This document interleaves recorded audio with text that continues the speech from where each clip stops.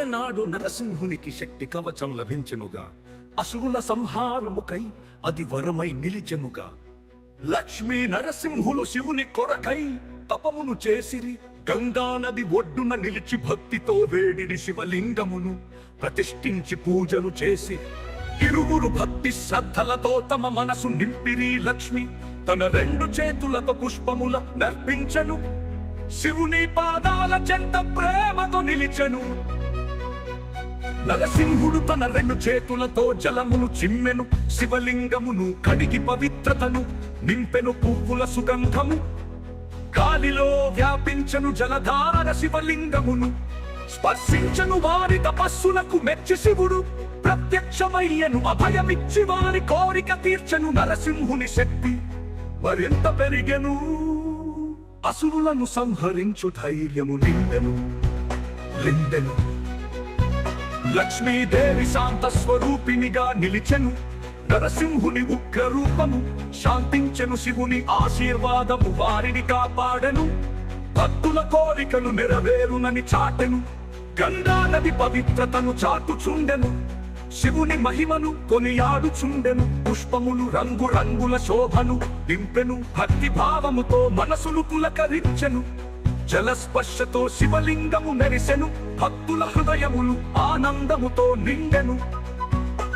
తపస్సు యొక్క గొప్పతనము తెలిసెను. భక్తి మార్గము మోక్షమునకు దారి చూపెను. శివుని అనుగ్రహము అనంతమైనది.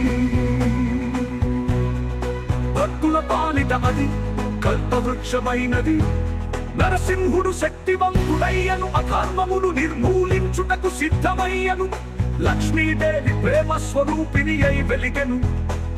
నరసింహుని విజయములో తోడుగా నిలిచెను. శివ పూజ వారి బంధమును బలపరచెను. భక్తి విశ్వాసములకు నిదర్శనమయ్యను. పువ్వుల పరిమళము దిక్కుల వ్యాపించెను. ప్రకృతి కూడా వారి భక్తికి జోహారులర్పించెను. జలధారను శివలింగమును అభిషేకించెను. పవిత్రమైన ఆ దృశ్యము కన్నుల పండువయ్యను. తపస్సు యొక్క మహిమ అద్భుతమైనది. కోరిన వరముల నొసగునది. శివుని కరుణాకటాక్షములు ఎల్లప్పుడూ ఉండును. భక్తులను ఆదుకొను దైవము ఆయన. నరసింహుని పరాక్రమము జగద్విదితము. అన్యాయముపై పోరాడు వీరుడు. లక్ష్మీదేవి దయా హృదయము కలది. అందరిని ప్రేమతో చూచు తల్లి. శివలింగము శాంతికి చిహ్నము. అందులోనే సృష్టి రహస్యము దాగి ఉన్నది.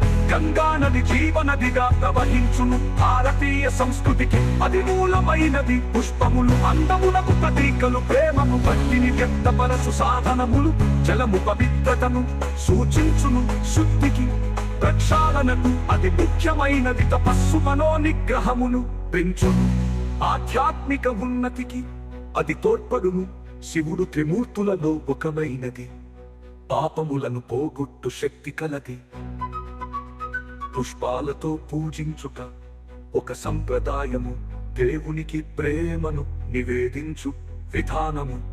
జలముతో అభిషేకించుట శుభప్రదము. దేవుని అనుగ్రహము పొందు మార్గము. తపస్సు ద్వారా సిద్ధి పొందవచ్చును. మనస్సును ఏకాగ్రము చేయవచ్చును. శివుని లీలలు అనంతమైనవి. ఆయన మహిమ అద్భుతమైనది.